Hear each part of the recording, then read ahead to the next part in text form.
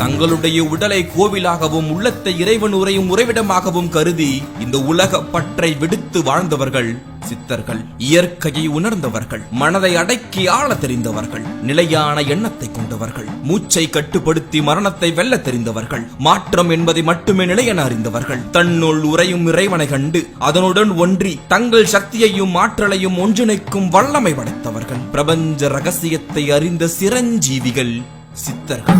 எந்தவித பேதமும் காணாமல் ஆசை, பாசம், மோகம், பந்தம் போன்ற உலக பற்றை விடுத்தவர்கள். இந்த சித்தர்கள் அஷ்டமா சித்திகளை பெற்றவர்கள். அனிமா, மகிமா, லகிமா, பிரார்த்தி, பிரகாமியும், ஈச தத்துவம், வசித்துவம் மற்றும் கரிமா எனும் யோக நெறிகளை கொண்டு வாழ்ந்தவர்கள். இந்த சித்திகளை பற்றியும் இதன் பொருளையும் நாம் இங்கு பார்க்க வேண்டும்.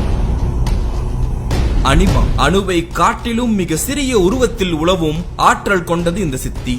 மகிமா, மலையினும் பெரிய உருவம் தாங்கி நிற்கும் ஆற்றலை உடையது இந்த சித்தி. லகிமா, உடலை பாரம் இல்லாமல் லேசாக செய்து நீர், சேறு முதலியவற்றில் அழுந்திடாமல் காற்றை போல் விரைந்து செல்லும் வல்லமை கொண்ட சித்தி. பிரார்த்தி, நாம் விரும்புவதையும் நினைத்த உடனே அதன்படியே அடையும் வல்லமையை தருவது இந்த சித்தி. பிரகாமியும், தம் நினைவின் வல்லமையால் எல்லாவற்றையும் நினைத்தவாறே படைக்கும் ஆற்றலை தருவது இந்த சித்தி. ஈச தத்துவம், அனைவரும் தம்மை வணங்கும்படியாக தெய்வத்தன்மையை தரும் ஆற்றல் கொண்டது இந்த சித்தி. வாசித்துவம், உலகம் அனைத்தையும் தன் வசப்படுத்தி அதை நடத்தும் ஆற்றலை பெருக செய்யும் இந்த சித்தி. கரிமா, ஐம்புலன்கள் அடையும் இன்ப துன்பங்களை பற்றி கவலை கொள்ளாமல் அவைகளுடன் சம்பந்தப்படாமலும் இருக்கும் வல்லமை அளிக்கும் இந்த சித்தி. இந்த 8 சித்திகளும் கொண்ட வாழ்க்கை முறைகளையே தங்கள் வாழ்வியலாக கொண்டு சித்தர்கள் வாழ்ந்து வந்துள்ளனர். அறிவியலுக்கும் ஆன்மீகத்திற்கும் அப்பாற்பட்ட சிவ சித்தாந்தத்தை வெளிப்படுத்தும் இந்த 8 சித்திகளும் கூறுபவை ஒன்றை மட்டுமே. அது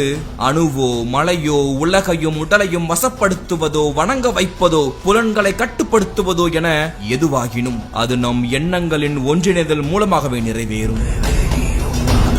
இன்றைய காலத்தில் தன்னம்பிக்கை எனும் பெயரில் வாழ்க்கையை முன்னேற்ற கான்சென்ட்ரேஷன், டெடிகேஷன், மெடிடேஷன் எனும் எண்ண ஒருங்கிணைப்புகளையே ஒவ்வொரு சித்தரும் அன்றே சொல்லி வைத்துள்ளனர். இந்த உலகம் உருவானதில் இருந்தே ஒவ்வொரு மக்களும் தமக்கென ஒரு கடவுளை வழிபட்டு வந்துள்ளனர். தங்கள் நம்பிக்கைக்கும் வாழ்வியல் முறைகளுக்கும் ஒரு அச்சாணியாய் அவர்கள் உணர்ந்த தத்துவத்தை அடுத்த தலைமுறைக்கு கொண்டு சேர்ப்பதற்கு அவர்கள் கையாண்டதுதான் இறை நம்பிக்கை. அந்த இறை நம்பிக்கை மூலம் ஒவ்வொருவரும் சொல்லிக் கொண்டிருப்பது உன்னை நீ உணர்ந்து கொள் என்பதுதான். இவை அனைத்திற்கும் ஆதாரமாய் நிற்பதுதான் சிவம் எனும் பரம்பொருள். சிவனை குறிக்கும் ஒவ்வொரு பொருளும் ஒரு விளக்கவியலை நம்மிடம் தந்து கொண்டே இருக்கிறது.